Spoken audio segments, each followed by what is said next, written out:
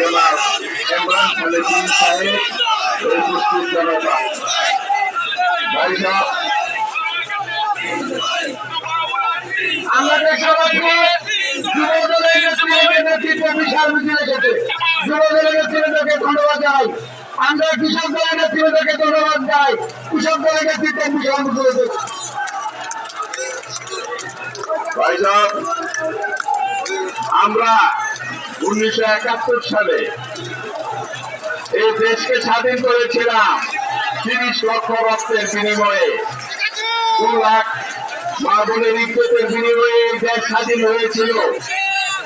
স্বৈরাচারী ব্রিটিশ হাসিনা মুক্তিযুদ্ধের চেতনাকে ধ্বংস করেছিল, এই দেশকে একটা নরকে পরিণত করেছিল, যার জন্য শেখ হাসিনাকে এই দেশ থেকে নির্লজ্জের মতো পালাই